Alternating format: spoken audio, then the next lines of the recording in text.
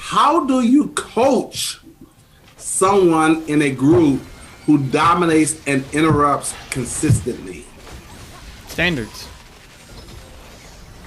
You have to set the standards for what happens in the group, the expectations, and then living up to those standards. If you're the host, right? If you're the host of the group, it's your group. People join for a reason. I mean, I do this all the time. I had my friend Mark Drager and I, we were just on a clubhouse. We were supporting a friend who's starting his first clubhouse. And Mark was telling a story about how last week when we were on a call, Mark was 30 seconds late. And I chewed him out over it. Like, Mark, what are you doing? What time is it? Like, you should be early for our calls. We don't start at 4:01. What are you doing? He's like, why are you so bent out of shape? Like, this is important, dude.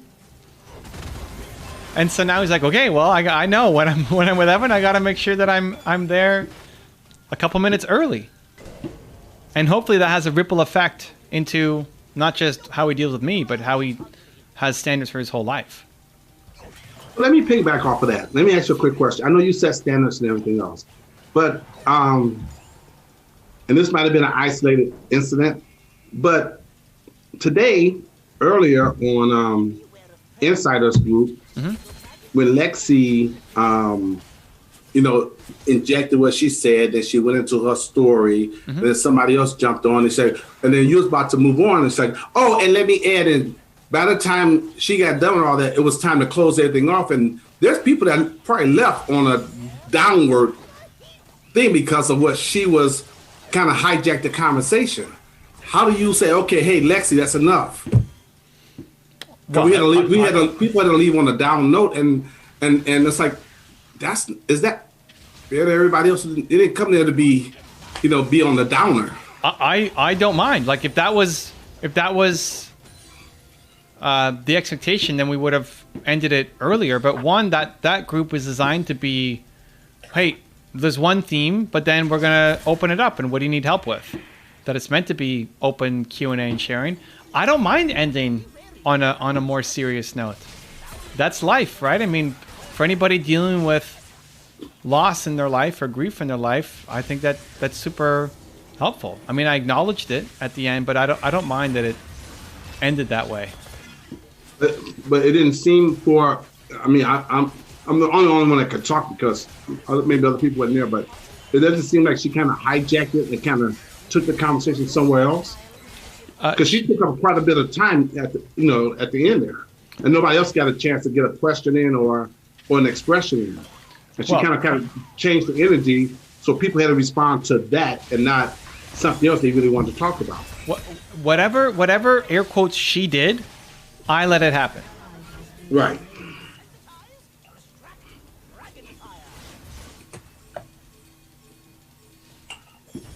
So I mean, I don't mind. I thought it was different. Even in Movie Makers at the beginning, the last question was off topic. It wasn't on the coaching topic. It was about YouTube. But I could have said, hey, let's focus just on this one topic. I don't want to go too far off. But I was happy to answer the question. Like, at the end of the day, it's up to you. I let that happen. And I'm okay with it. Now, people were upset about it. If everybody's writing in after to say, hey, I don't get my chance to ask a question, then that's something to think about. But I didn't mind. And if you refocus it, it could come off like, oh, he doesn't care. He's insensitive. He's cold. It's like, well, no, that's not what we was here to talk about. But it could come off in a different kind of way. Well, I had to end it super quick because I had to go, right? Like, hey, so you had to go, right? I gotta go. That's a weird one to end on, but that happens. That's life sometimes. Okay. Right? But I could have done the same thing. Because like, hey, this is awesome. Why don't you guys?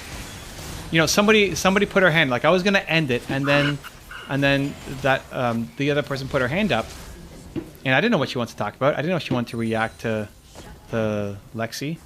You know, I didn't know what she wanted to say. So I thought we were moving on, but she had something else to continue to the conversation, which shows, hey, other people care about this. It's not just a one-sided conversation.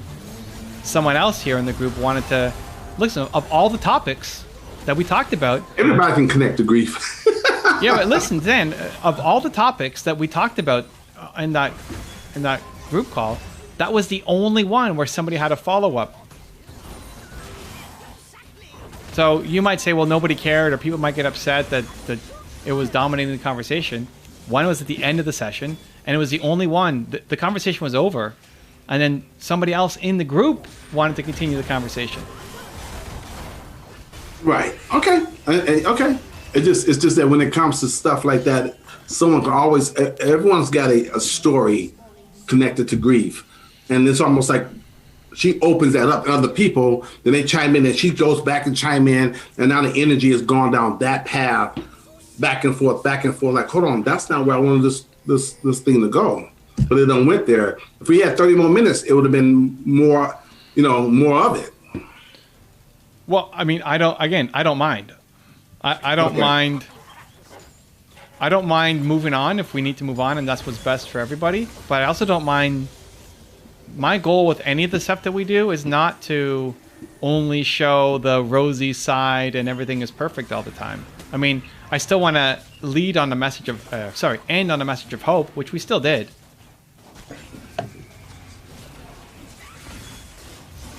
But I don't mind diving into uncomfortable conversations.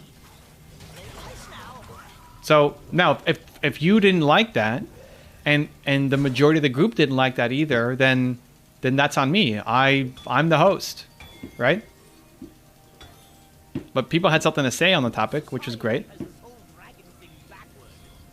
But that's not her, that's me, right? I mean, sure, that's her or whoever, but I let that happen. It's the leader's job. Okay. So I don't know what Tess. Tess. Okay. Huh? I have to read it. Tess says, Zan is talking from his experience with this particular lady, though. She does it in all the groups she participates in. Yeah, she's done it several times in my group, and yeah. So it's just the principle of the whole thing. It's like there's other people here that got other things they want to, and you just kind of. But again, like Evan says, it's on me to, to take control of that and not let someone come in and hijack the energy of the room and hijack the direction of the narrative of the conversation. Well, it's just like everybody's coachable. That it's on. When you say somebody is not coachable, you're deflecting the blame. They say that she hijacked it. Interpret that as you lost control. Yeah. So for the guy who cares about language and wording, right? Like that's an important distinction. But you already made it very clear. You're the leader, so you have to control where things go, and you got to find the right language to say, hey, listen, I'm not being insensitive, I'm not being cold, but you guys connect or whatever, somewhere else.